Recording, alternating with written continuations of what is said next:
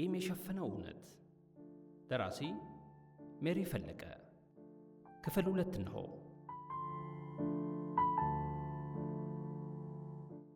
የደስታዬ ጫፍ ይሆናል ብዬ የማስበው ቀን ሲመጣ እርካታን ሳይሆን ባዶነትን ተሸክሞ ነው የመጣው።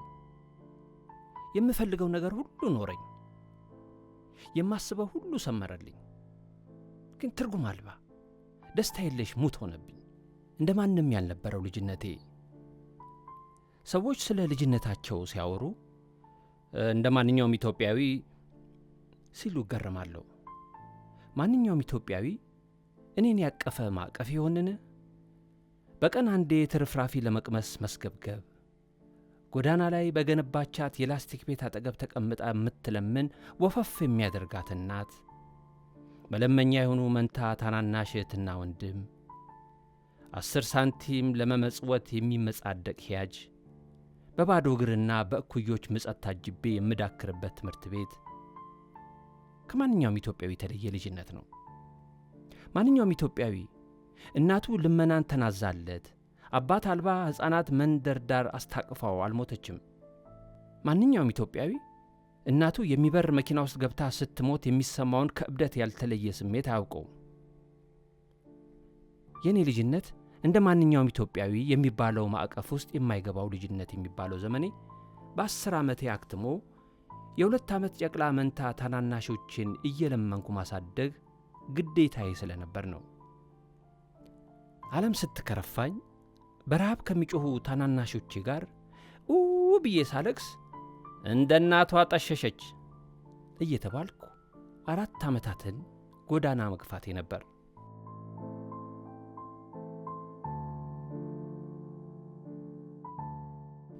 አንድ ምሽት ታናናሾቼን አስተኝቼ ነትቦ እርቃኔን ያጋለጠውን ልብሴን እየሳብኩ ከላስቲክ ጎጆአችን ፊት ለፊት ቆሜያለሁ። መኪና ሲጢጥ ብሎ ሲቆም ሰማሁ። የሰከረ ወንድ ድምፅ ተከትሎ ተሰማኝ። እቡዬ ነይ እስኪ፣ እቡዬ ነይ እስኪ። ያቺ ምን ፈለግ? አንቺን። ሸርሙጣ አይደለሁም። ታዲያ እዚህ ምን ይገትልሻል? ቤቴ ነዋ ብዬ የላስቲክ ቤቴን በእጄ ጠቆምኩት። ስንት ዓመትሽ ነው? 14። ከመኪናው ወርዶ እየተንገዳገደ ተጠጋኝ። 300 ብር ሰጥሻለሁ። እንዴ ሸርሙጣ አይደለሁም አልኩህ እኮ። ሸርሙጣ ነሽ ማን ነው ያለሽ? ጎዳና እያደርሽ ምንም አልቀመስኩም ለማለት ነው? እዚያ ጎዳና ላይ ስኖር ከዚያ በላይ ጸያፍ ቃላቶችን ሰምቼ ያውቃለሁ። የዛን ዕለት ግን ሰውየው የተናገረው ንግግር ሰቀጠጠኝ። አጠገቤ ያገኘሁትን ድንጋይ አንስቼ ከፍ አደረግኩና በዚህ አናትን ሳልከፍረው ሂድ ከዚህ ጥፋ። ምንም የማታውቂ ከሆነ 1000 ብር እሰጥሻለሁ።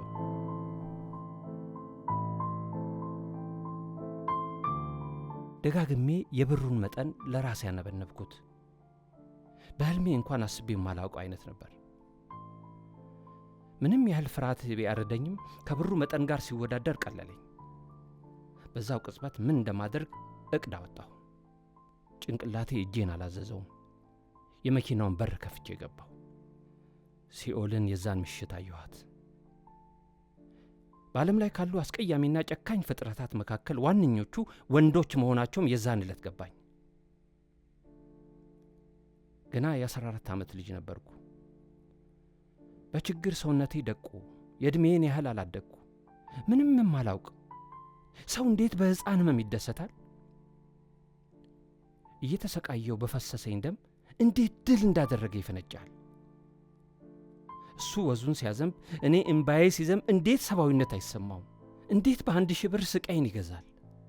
እንዴትስ ያ ደስተኛ ያደርገዋል? ይሄ ፍጡር ወንድ ነው። በስቃይና በተስፋ ተሰቅዤ ሊነጋ አካባቢ ወደ ላስቲክ ቤት የተመለስኩ። እና አቢን ቀሰቀስኳቸው። ረሃብ የለም፣ ልመናም የለም። ገበያ ይዣቸው ወጣሁ። ለብሰውት የማያውቁትን ልብስ ገዛሁላቸው። ካፌ ወስጄ ኬክ አበላኋቸው። ጠግበን ዋልን።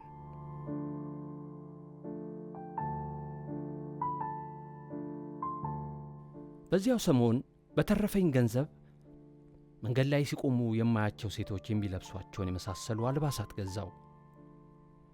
ያደርጉታል ብዬ ያሰብኩትን አደረግኩ። ይመስላሉ ብዬ ያሰብኩትን መሰልኩ። ዘወትር ማታ ሲኦል ደርሶ መልስ የኑሮዬ አንድ ክፍል ሆነ።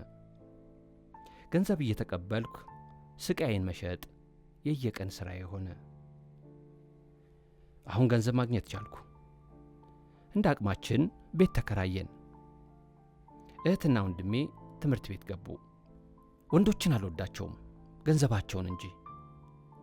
ከወንድነታቸው የሚተርፈኝ ስቃይና ላባቸው ነው። ገንዘባቸው ግን የማልፈውን ሲኦል ያስረሳኛል። መንገድ መቆሙን ትቼ ትልልቅ ሆቴል ውስጥ መስራት ጀመርኩ። እንደ ዋዛ ትልቅ ሴት ሆንኩ። 21 ዓመት ሞላኝ። በዚህ ወቅት ነው ካሳሁንን ያገኘሁት። የሆቴሉ ደንበኛ ነው። ቆንጆ እኮ ነሽ፣ እዚህ ቦታ መገኘት አልነበረብሽም አለኝ። አየህ፣ ተፈጥሮ ቁንጅናን እንጂ የተደላደለ ሕይወትን አብራ አልሰጠችኝም መለስኩለት። የዛሬ ገቢሽ ልስጥሽና ቤትሽ ለምን አርፈሽ አተኝም? ቂም የሸፈነው እውነት። ደራሲ ሜሪ ፈለቀ። ክፍል 2 አበቃ። ክፍል 3 ይቀጥላል።